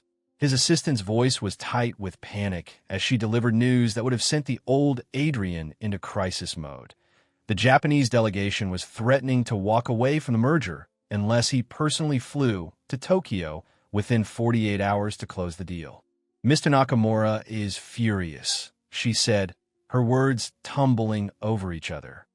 "He says your absence from the preliminary meetings shows a lack of commitment to the partnership. The board is calling an emergency session for this afternoon. They want to know what's going on with you." Adrian sat on the edge of his bed, watching the sun rise over Seattle's skyline, and felt remarkably calm. 2 weeks ago, this call would have sent him into a frenzy of activity. Emergency flights, round-the-clock negotiations, whatever it took to save a deal worth $800 million. Now, all he could think about was a little girl who would be getting ready for school, probably struggling with the laces on her sneakers, maybe asking her mother if she could have pancake for breakfast. The truth was he'd spent years being a different kind of single dad, one who had dedicated his life to building an empire instead of a family. He poured all his paternal instincts into his business, nurturing deals instead of relationships, watching profit margins grow instead of watching a child discover the world. But those instincts had always been there, buried under ambition and the relentless pursuit of success. "Tell Mr. Nakamura I'll call him personally to explain," Adrian said, "and reschedule the board meeting. I have somewhere else I need to be." "Sir, I don't think you understand." "I understand perfectly," Adrian interrupted. "I understand that I've spent 15 years prioritizing business over everything else that matters. I understand that I've built an empire on the foundation of an empty life. And I understand that some things are more important than profit margins." The silence on the other end of the line stretched so long that Adrian wondered if the call had been dropped. Finally, his assistant spoke again, her voice carefully neutral. "Should I prepare a statement for the board?" "Yes," Adrian said. "Tell them that I'm taking a leave of absence to handle a family matter. Tell them I'll be back when I'm ready and not before." This was his family story now, not the one he'd planned, not the one he'd expected, but the one he'd been given. It was messy and complicated and 7 years too late, but it was real. And for the first time in his adult life, real mattered more than perfect. After ending the call, Adrian sat in the quiet of his penthouse and marveled at how different he felt. The old Adrian would have been calculating flight times and market impacts, would have been consumed with damage control and reputation management.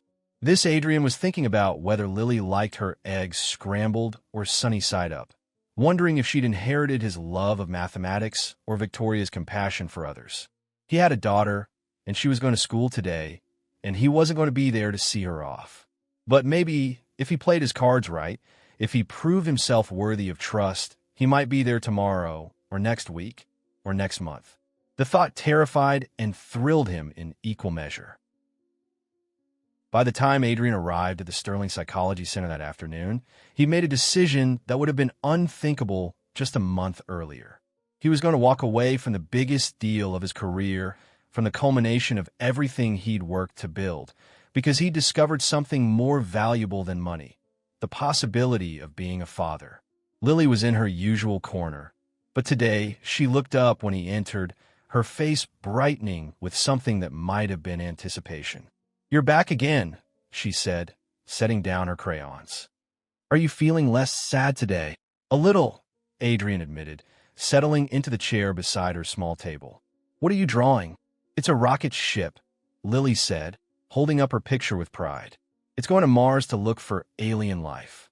Did you know that scientists think there might be water on Mars? Water means there could be life, even if it's just tiny microorganisms." Adrian studied the drawing, noting the careful attention to detail, the way she'd included scientific instruments and solar panels on her spacecraft.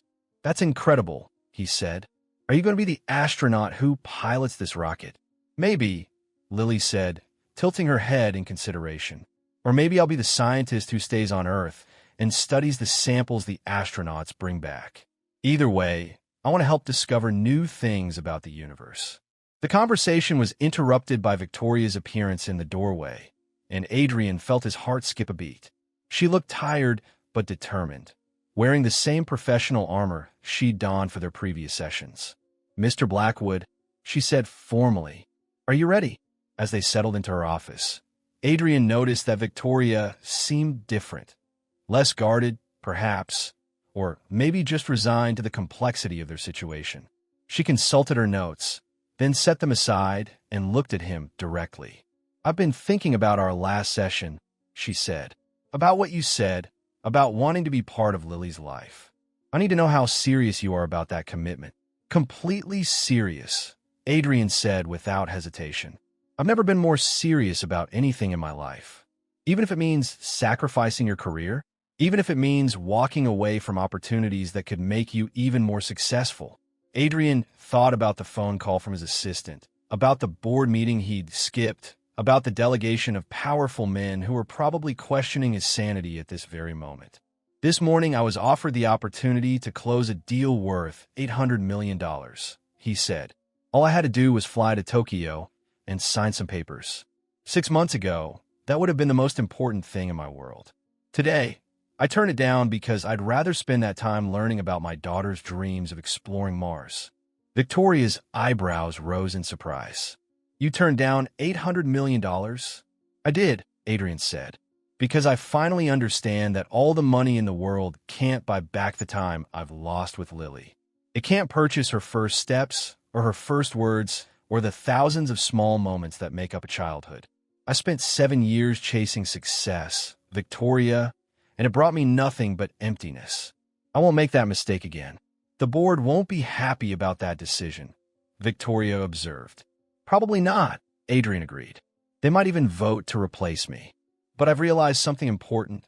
I don't want to be the kind of man who prioritizes profit over family. I don't want to be the kind of father who misses his daughter's childhood because he was too busy building an empire." Victoria leaned back in her chair, studying him with an intensity that made him feel exposed and vulnerable. "What if this is just a phase?" she asked. "What if the novelty of having a daughter wears off? What if you decide in 6 months or a year that you miss the excitement of high-stakes business deals? Then I'll be a better man than I was 7 years ago," Adrian said. "Because even if I struggle with the adjustment, even if I sometimes miss the adrenaline of closing deals, I'll still be present. I'll still be here, doing the work of being a father, even on the days when it's hard. Being a parent isn't just about the good moments," Victoria warned. "It's about temper tantrums and scraped knees and homework battles. It's about being woken up at 3 in the morning when she has a nightmare, about sitting in a pediatrician's office when she's sick, about having her heart broken every time she's disappointed or hurt." "I know," Adrian said, "and I want all of it. I want the messy, complicated, beautiful reality of being Lily's father. I want to be there for the tantrums and the triumphs, the everyday moments and the milestone celebrations. I want to be the person she can count on, no matter what." Victoria was quiet for a long moment, and Adrian could see her wrestling with a decision that would affect all their lives. Finally, she spoke. "There's something you need to understand," she said. "If we do this, if we tell Lily who you are and try to build some kind of family structure, there's no going back. You can't decide in 6 months that it's too hard or too complicated and walk away. Lily deserves better than that." "I'm not walking away," Adrian said firmly. "I walked away once, and it was the biggest mistake of my life. I won't make that mistake again." "How do I know that?" Victoria asked. "How do I know you won't get bored with the routine of family life? How do I know you won't decide that your career is more important than your daughter?" Adrian stood up and walked to the window, looking out at the city he'd once thought he wanted to conquer. "Because I've already lost her once," he said quietly. "I've already lived with the emptiness of a life without her in it. I know what it feels like to have everything I thought I wanted and still feel like I have nothing. I won't go back to that emptiness, Victoria. I can't." When he turned back to face her, he saw something in her eyes that he hadn't seen in years. Hope. "I need to think about how to tell her," Victoria said. "She's only 6, Adrian. She doesn't understand complex adult relationships or the reasons why people make the choices they do. All she knows is that she's never had a father, and suddenly there's a man who wants to be part of her life. What if we start slowly?" Adrian suggested. "What if I just spend time with her, let her get to know me, let her get comfortable with the idea of having me around? We don't have to tell her I'm her father right away. We can build a relationship first." Victoria considered this, her fingers drumming against her desk. "She already likes you," she said finally. "She's been asking when you're coming back, whether you'll be here when she gets out of school. She's never shown that kind of interest in any of the other adults in her life." "Maybe she senses something," Adrian said. "Maybe there's some kind of connection that goes deeper than words." "Maybe," Victoria agreed. "Or maybe she just recognizes kindness when she sees it. Lily has always been drawn to people who treat her with respect and genuine interest." "I like to take her somewhere," Adrian said. "Just the two of us, somewhere she'd enjoy. Maybe the science museum or the aquarium. I want to learn about the things she loves, the way she sees the world." That's actually a good idea," Victoria said, and Adrian heard the surprise in her voice. "She loves the Pacific Science Center. She could spend hours there, asking questions and touching everything she's allowed to touch." "This Saturday?" Adrian asked. "If you're comfortable with that." Victoria nodded slowly. "I'll come with you," she said. "I'm not ready to leave her alone with you yet, but I think it would be good for both of you to spend time together outside of this office." As their session ended, Adrian felt a mixture of excitement and terror. In 3 days, he would spend an entire afternoon with his daughter, learning about her interests and personality, beginning the slow process of building a relationship that had been 6 years in the making. Walking to his car, Adrian pulled out his phone and dialed his assistant one more time. "Cancel everything for the rest of the week," he said, "and prepare a statement for the board. Tell them I'm taking an extended leave of absence to focus on family matters. Tell them I'll be back when I'm ready and not before." "Sir, they're not going to like that." "I don't care what they like," Adrian interrupted. "I care about what matters. And what matters is learning to be a father to the most extraordinary little girl in the world." As he drove through Seattle's evening traffic, Adrian found himself thinking about the choices that had led him to this moment. 7 years ago, he'd chosen ambition over love, success over family, the promise of future happiness over the reality of present joy. It had been the wrong choice, and it had cost him everything that truly mattered. But now he had a second chance, an opportunity to prove that people could change, that love could overcome even the deepest wounds, that families could be built even when they'd been broken for years. The road ahead would be difficult, full of challenges and setbacks and the weight of earning trust that had been shattered. But as Adrian thought about Lily's dreams of exploring Mars and Victoria's guarded hope, he knew he was finally making the right choice. He was choosing to be present, to be accountable, to be the man his daughter needed him to be. He was choosing family over fortune, love over ambition, the possibility of healing over the certainty of success. And for the first time in his adult life, Adrian Blackwood was exactly where he belonged. Saturday morning dawned crisp and clear, the kind of Seattle day that made residents forget about the months of rain and gray skies. Adrian had been awake since 5, his stomach churning with anticipation and nerves as he prepared for his first real day with Lily. He'd changed clothes 3 times, wanted to look approachable but not trying too hard, paternal but not presumptuous. The Pacific Science Center was bustling with families when they arrived, children racing between exhibits while parents tried to keep pace. Adrian watched the easy intimacy between fathers and their children. Hands being held, questions being answered, moments of shared wonder and discovery, and felt the familiar ache of all the moments he'd missed. But today wasn't about regret. Today was about beginning. Lily had been shy in the car, stealing glances at Adrian while clutching Victoria's hand. But the moment they entered the museum, her natural curiosity took over. She pulled them toward the dinosaur exhibit, her eyes wide with excitement as she explained the differences between herbivores and carnivores, her knowledge impressive for a 6-year-old. The T-Rex had teeth as long as bananas, she told Adrian solemnly. But they weren't for chewing. They were for tearing meat into pieces small enough to swallow whole. That's fascinating, Adrian said, crouching down to her level. How did you learn all this? I read everything, Lily said matter-of-factly. Mommy takes me to the library every week, and I check out books about science and space and animals. Did you know that some dinosaurs had feathers? Not for flying, but for staying warm and showing off to other dinosaurs. As they moved through the exhibits, Adrian found himself captivated not just by the displays, but by Lily's reactions to them. She approached each new area with the methodical curiosity of a true scientist, asking thoughtful questions and making connections between different concepts. When they reached the space exhibit, she became positively animated. This is my favorite part, she confided, leading them to a replica of the International Space Station. Someday I'm going to live up there and conduct experiments in zero gravity. Did you know that in space, tears don't fall down your face? They just form little bubbles around your eyes. I didn't know that, Adrian said, genuinely amazed by her knowledge. Do you want to be an astronaut when you grow up? Maybe, Lily said, pressing her face against the glass to get a better look at the space station interior. Or maybe a marine biologist. The ocean is like space, but here on Earth. There are so many creatures we haven't discovered yet, living in places so deep and dark that we can barely reach them. Adrian glanced at Victoria, who was watching their interaction with something that might have been cautious approval. She's incredible, he said quietly. Her mind, the way she processes information, she's going to change the world someday.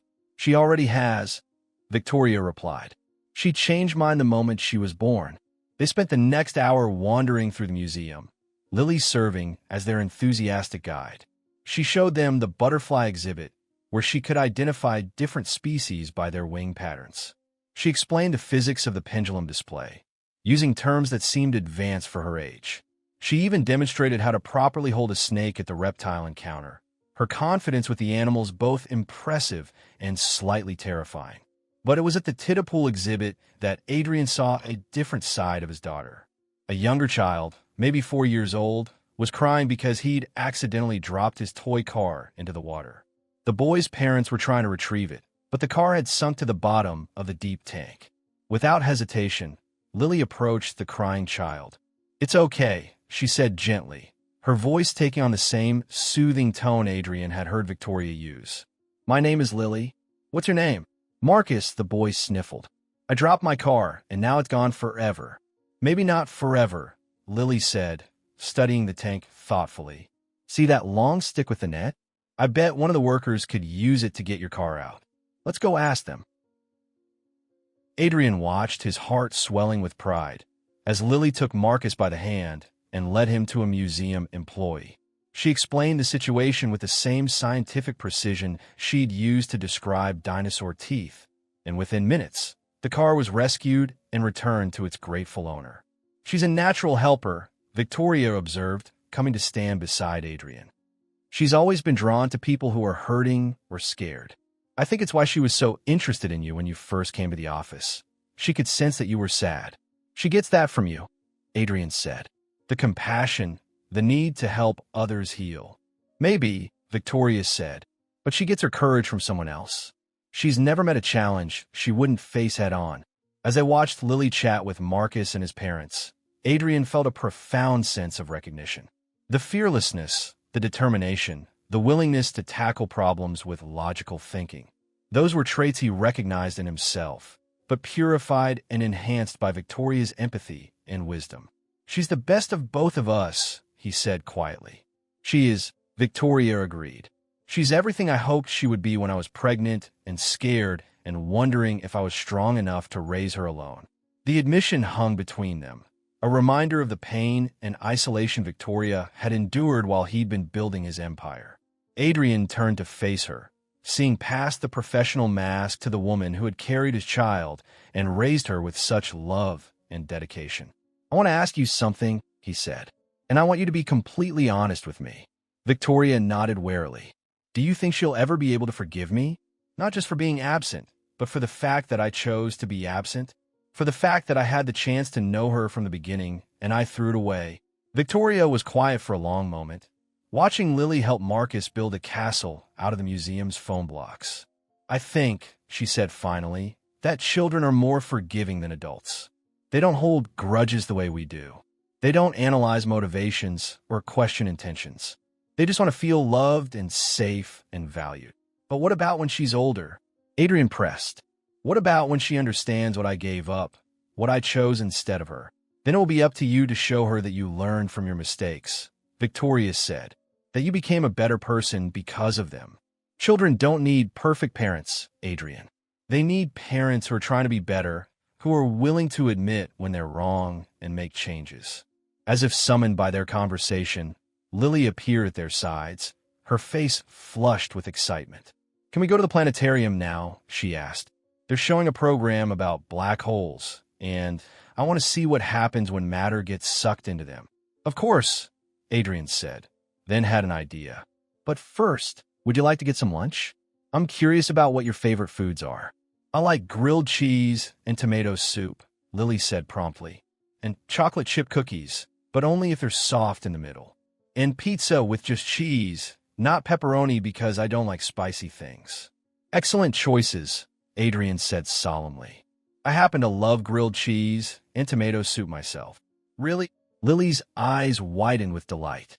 "Mommy always says I'm the only kid she knows who prefers soup to ice cream." "Well, now you know someone else," Adrian said, offering her his hand. "Should we go find the best grilled cheese in the museum?" Lily hesitated for just a moment, then reached out and took his hand.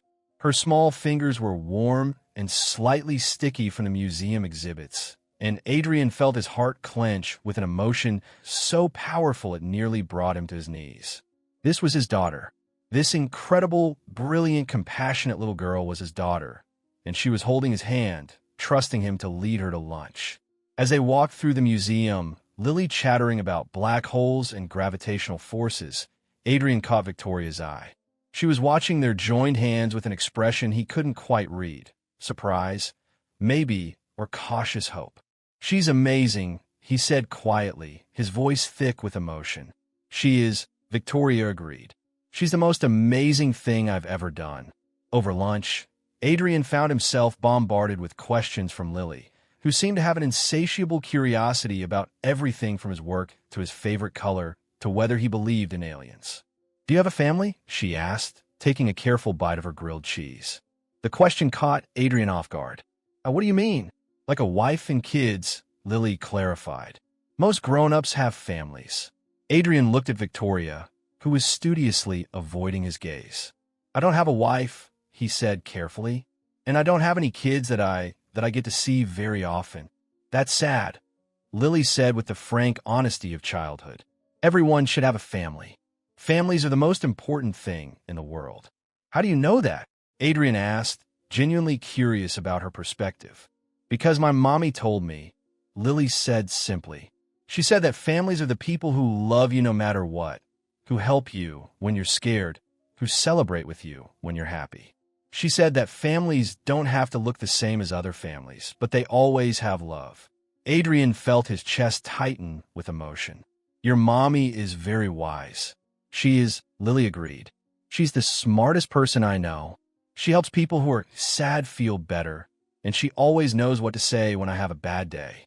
What do you do when you have a bad day? Adrian asked. Well, Lily said, her expression becoming serious. First I tell Mommy about it.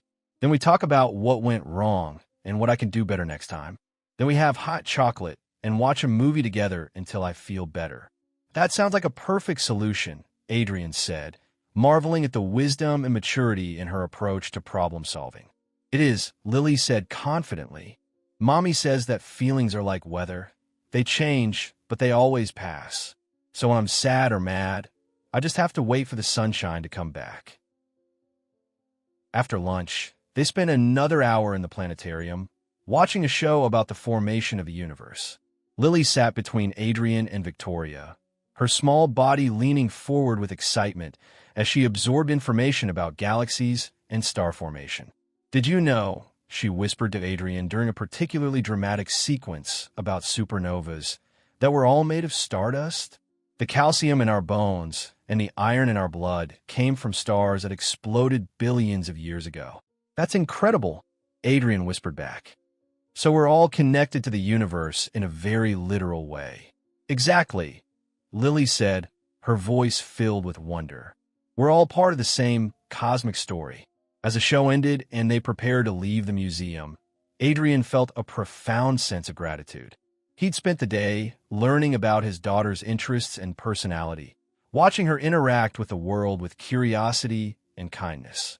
He'd seen glimpses of himself in her fearless pursuit of knowledge, and glimpses of Victoria in her compassionate nature. But more than that, he felt something he hadn't experienced in years, a sense of belonging. For the first time since he'd stepped on that plane to London 7 years ago, Adrian felt like he was exactly where he was supposed to be. Thank you for today, he said to Victoria as they walked to the parking lot. For letting me be part of this, for trusting me with her. Thank you for showing up, Victoria replied.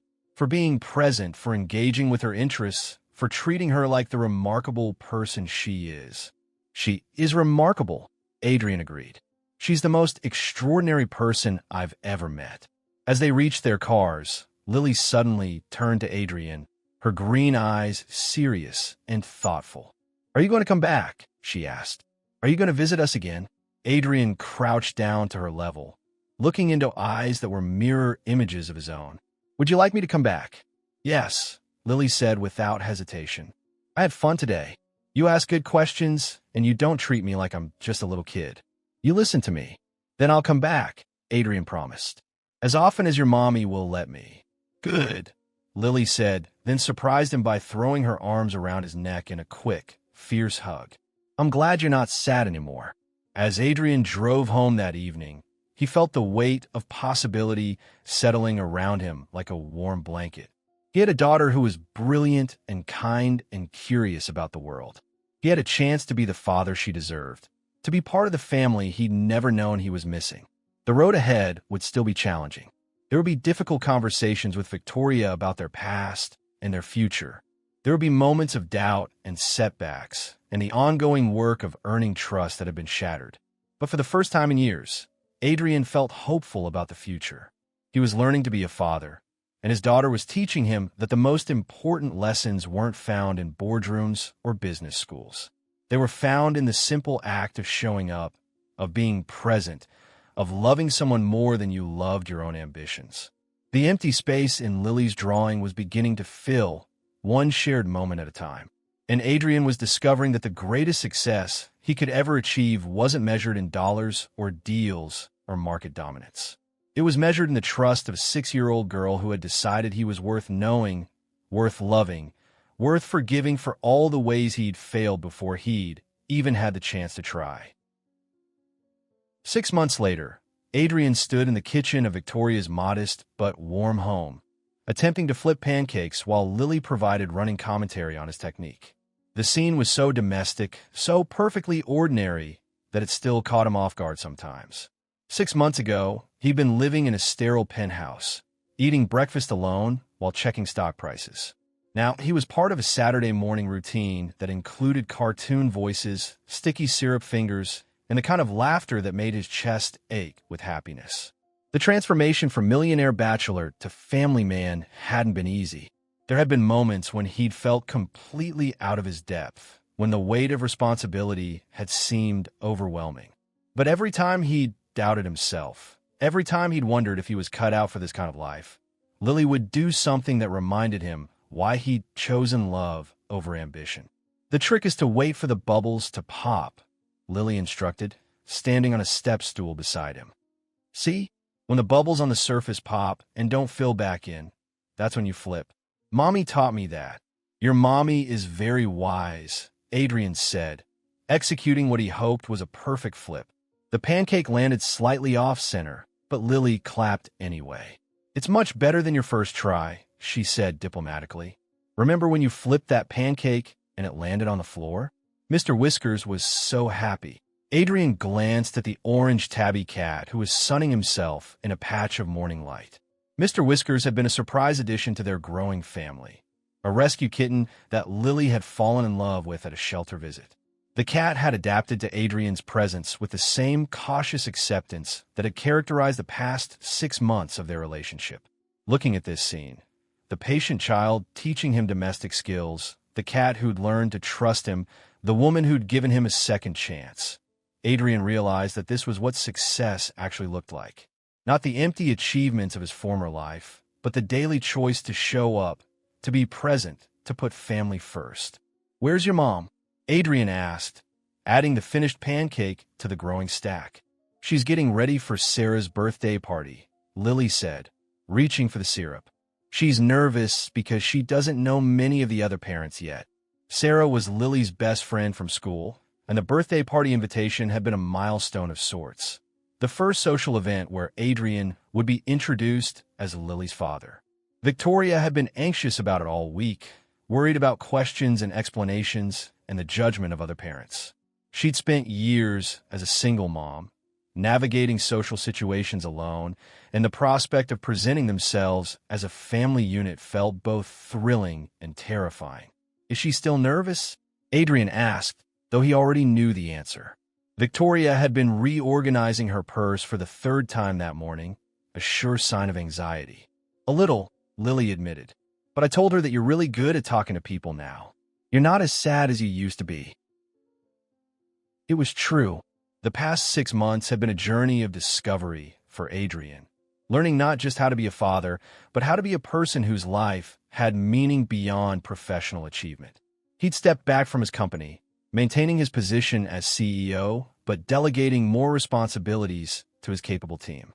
The board had been initially resistant, but the results spoke for themselves. With Adrian less micromanaging and more strategic, the company had actually become more efficient and profitable. This was their family story now. Imperfect, unconventional, but undeniably real. It was the story of a single mom who'd found love again, of a little girl who'd gained the father she'd always dreamed of a man who discovered that true wealth couldn't be measured in dollars or deals. "Good morning, family," Victoria said, entering the kitchen with a smile that still had the power to make Adrian's heart skip.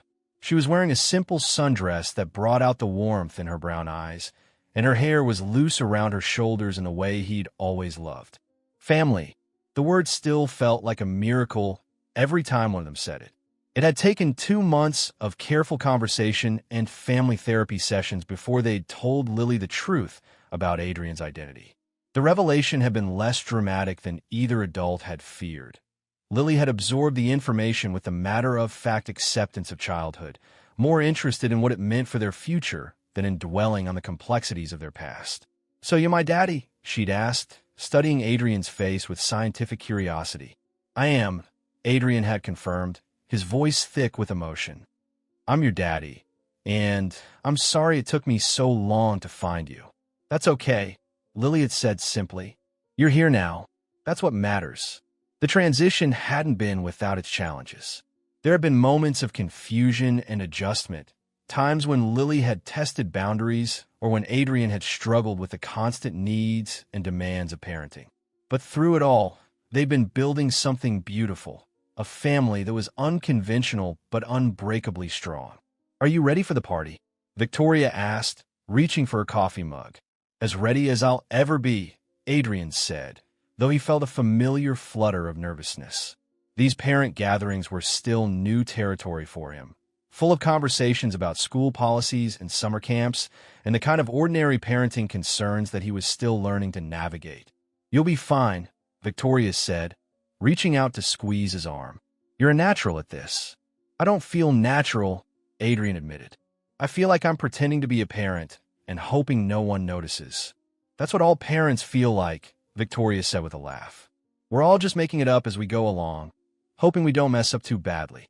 "Speaking of which," Lily said, hopping down from her step stool, "I need to give Sarah her present. Can you help me wrap it?" The present was a microscope kit that Lily had picked out with careful consideration. She'd save her allowance for weeks to buy it, insisting that Sarah would love learning about cellular structures and microorganisms. Adrian had been amazed by her thoughtfulness, by the way she considered her friend's interests and chosen something that would feed Sarah's curiosity. "This is perfect," Adrian said, helping Lily with the wrapping paper. "Sarah is going to love it." "I know," Lily said confidently. "We're going to be science partners. We're going to discover new species of pond water bacteria." As they drove to Sarah's party, Adrian felt the familiar contentment that had become his new normal. The car was filled with the comfortable chatter of family, Lily speculating about what games they'd play at the party, Victoria pointing out interesting architecture they passed, Adrian contributing the occasional comment or question that showed he was listening, engaged, present. It was such a stark contrast to the isolated existence he'd led just 6 months earlier. Then, his car rides had been spent on phone calls with clients or investors, his mind always racing ahead to the next deal or crisis. Now he was content to simply be part of the conversation, to listen to his daughter's enthusiasm and watch his. What was Victoria to him now? They hadn't formally defined their relationship, but it had been evolving naturally over the past few months. They were co-parents, certainly, but they were also friends, confidants, and increasingly something more. The spark that had existed between them 7 years ago had never really died. It had just been buried under layers of hurt and disappointment and the practical necessities of building a family. "Daddy," Lily said from the back seat, "can we get ice cream after the party?" The word still caught Adrian off guard sometimes. "Daddy." It was the most beautiful sound in the world, and he still couldn't quite believe he was worthy of it. Here was a little girl who had every right to resent him, to question his sudden appearance in her life, but instead she'd embraced him with the open-hearted trust that only children possess. "We'll see," Victoria said, catching his eye with a smile. "If you eat your lunch at the party and don't spoil your appetite." "I always eat my lunch," Lily protested. "I'm a growing scientist. I need proper nutrition for my developing brain." The party was being held at a local park, and Adrian could see clusters of parents chatting while children ran around the playground equipment. His stomach tightened with familiar anxiety. These were the moments when he felt most like an imposter, when the gulf between his old life and his new one felt most apparent. "You okay?" Victoria asked, noticing his hesitation. "Just nervous," Adrian admitted. "What if they ask about my work? What if they think it's weird that Lily is 6 and I'm just now showing up in her life?" "Then we'll tell them the truth," Victoria said simply. "That people make mistakes, that families come together in different ways, that love doesn't always follow a traditional timeline." She was right, of course. This was their family story. Unconventional, complicated, but ultimately about love triumphing over past mistakes. Adrian had learned that there was no shame in being a millionaire who'd lost his way, no embarrassment in admitting that success without family was just expensive loneliness. "And if they judge us, then that's their problem, not ours," Victoria said firmly. "We know what we've built, Adrian. We know how hard we've worked to become a family. Anyone who can't accept that isn't worth worrying about." As they approached the party, Lily spotted Sarah and ran ahead to join her friend. Adrian and Victoria followed more slowly, Victoria's hand slipping into his as they walked. The gesture was natural, comfortable, and it sent a warm sensation through Adrian's chest. "Thank you," he said quietly. "For what?" "For giving me a chance. For letting me be part of this. For forgiving me for all the ways I failed before I even knew I was failing." Victoria stopped walking and turned to face him, her brown eyes serious and warm. You don't have to keep thanking me, Adrian. You're not here as a guest or a favor. You're here because you belong here. Because this is your family, too. The party was a success, filled with the joyful chaos of children playing games and eating cake. Adrian found himself drawn into conversations with other parents, and to his surprise, he enjoyed it. These weren't high-stakes negotiations or strategic business discussions. They were simple conversations about children in schools and the small dramas of everyday life. "So you're Lily's father," one mother said, her tone curious but not judgmental. "She talks about you all the time. She's so proud of you." "She is?" Adrian asked, genuinely surprised. "Oh yes," the woman continued. "She tells everyone about the robot you built together and how you're teaching her about investing her allowance. She says you're the smartest person she knows, except for her mother."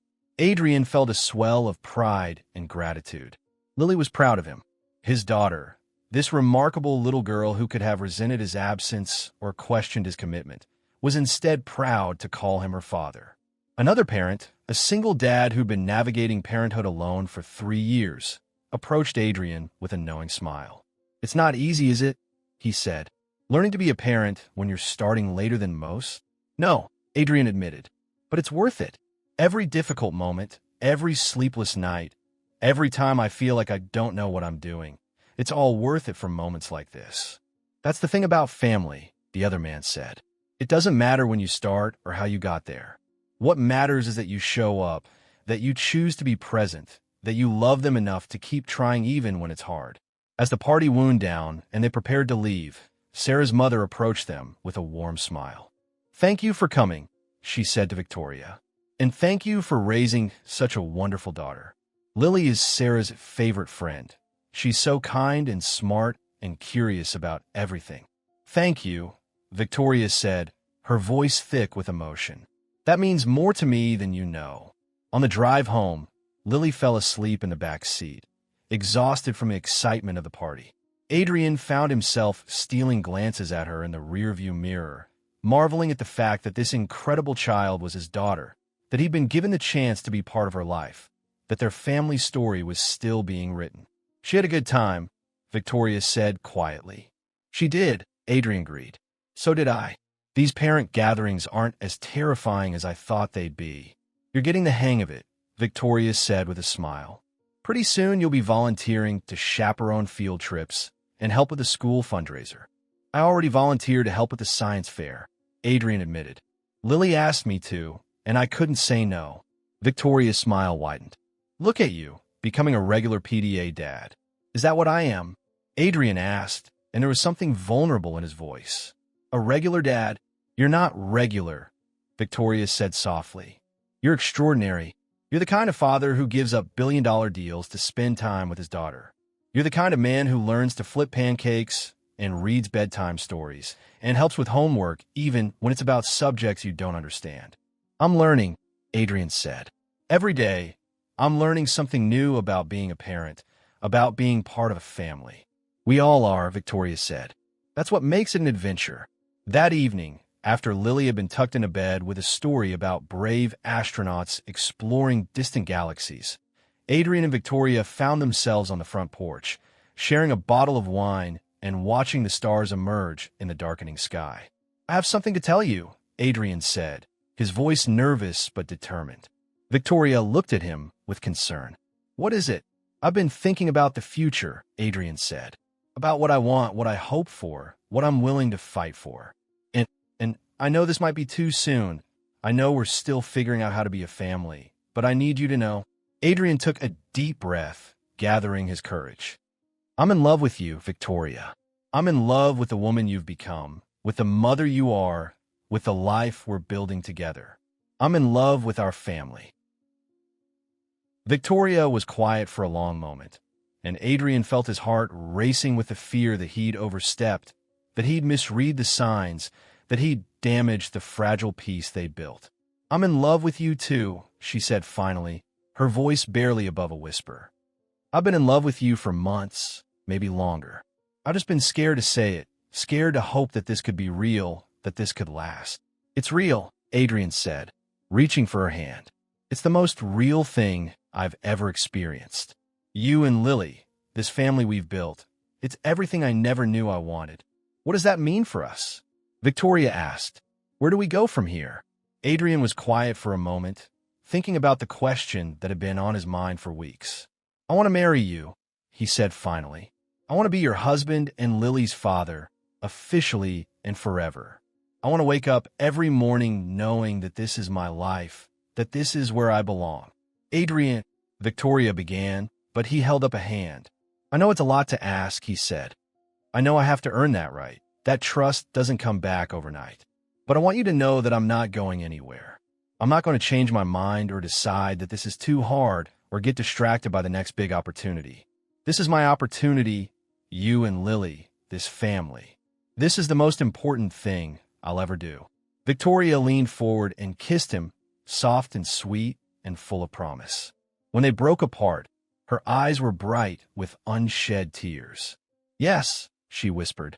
Yes, I'll marry you.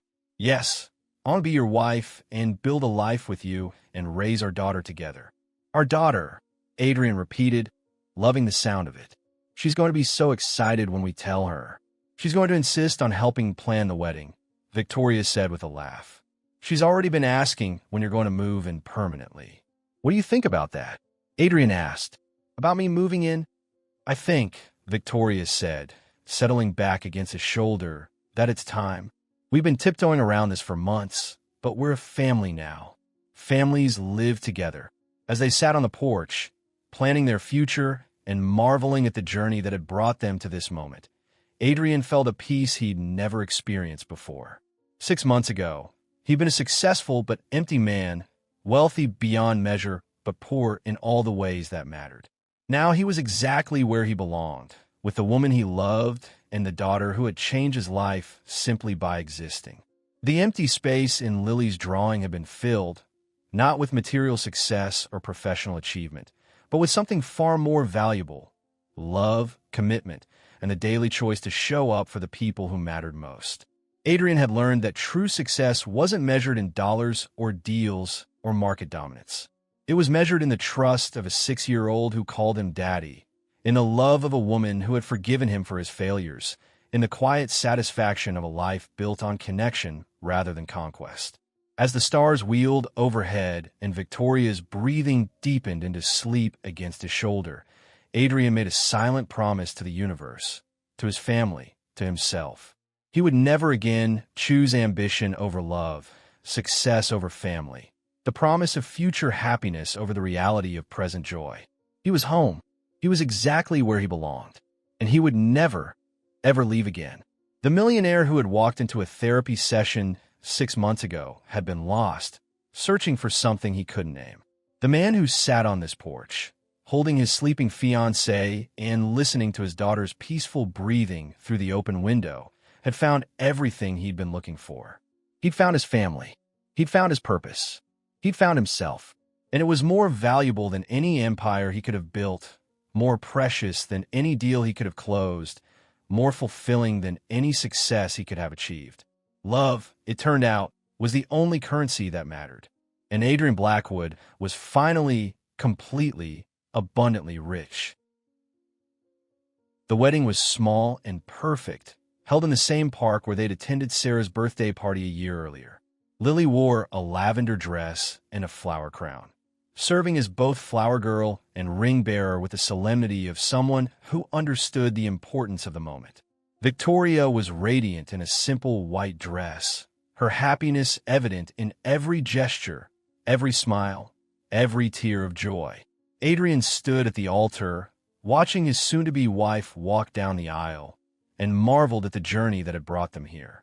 A year ago, he'd been a successful millionaire who'd lost his way, searching for meaning in therapy sessions and empty achievements. Now he was a husband-to-be and a father, a man who'd learned that true wealth couldn't be measured in dollars or deals. "Do you take this woman to be your wife?" the officiant asked. "To have and to hold, in sickness and in health, for richer or poorer, for better or worse, as long as you both shall live?" "I do," Adrian said, his voice strong and clear. "I choose her, I choose us. I choose this family every day for the rest of my life. When they kissed as husband and wife, Lily cheered from the front row, and Adrian felt his heart expand with a joy he'd never known was possible. This was his family story, unconventional, complicated, but ultimately about love, triumphing over past mistakes and lost time. At the reception, as they danced to their first song as a married couple, Victoria whispered in his ear, "I'm proud of you, you know, for choosing us, for staying, for becoming the man we needed you to be." "I'm proud of us," Adrian whispered back, "for giving each other a second chance, for building something beautiful out of something broken." Later, as they watched Lily dance with her new grandfather, Adrian's father-in-law, who'd welcomed him into the family with open arms, Adrian reflected on the transformation that had brought them to this moment. He'd gone from being a lonely millionaire to a beloved husband and father. But more importantly, he learned that the richest people weren't those with the most money, but those with the most love. "What are you thinking about?" Victoria asked, slipping her hand into his. "Just this," Adrian said, gesturing to the scene before them. Lily laughing with her grandparents, friends and family celebrating their union, the simple joy of being surrounded by people who love them. This is what success looks like. Not the deals or the money or the recognition. This, our family story, Victoria said softly. "The best story ever told," Adrian agreed. As the evening wound down and they prepared to leave for their honeymoon, a family trip to the Space Center in Florida, chosen specifically because Lily wanted to see where astronauts trained, Adrian felt a deep contentment settle over him. He was exactly where he belonged, with the people who mattered most, living a life that was rich in all the ways that truly counted. The millionaire who'd walked into a therapy session looking for answers had found something infinitely more valuable than anything money could buy. He'd found his family, his purpose, his home. And in the laughter of a little girl who called him daddy, in the love of a woman who'd given him a second chance, in the simple joy of being present for the people who mattered most, he discovered that the greatest fortune of all was the fortune of being truly, deeply, completely loved. Thank you for staying with us through this journey of healing and redemption. Adrian's story reminds us that it's never too late to choose love over ambition, that families can be rebuilt even after years of separation, and that the most precious treasures in life can't be bought. They can only be earned through patience, commitment, and the courage to be vulnerable. If this story touched your heart, please show your support by giving it a like and subscribing to our channel for more inspiring stories about love, family, and second chances. Your engagement helps us continue sharing these meaningful tales that remind us all what truly matters in life. Remember, true wealth isn't measured in bank accounts or business deals. It's measured in the love we give and receive, in the connections we nurture, and in the families we choose to build and protect. Sometimes the most successful people are those who have learned to measure success not by what they've accumulated, but by what they've given away: their time, their presence, their hearts. May we all find the courage to choose love over ambition, presence over profit, and the quiet joy of family over the empty promises of endless achievement.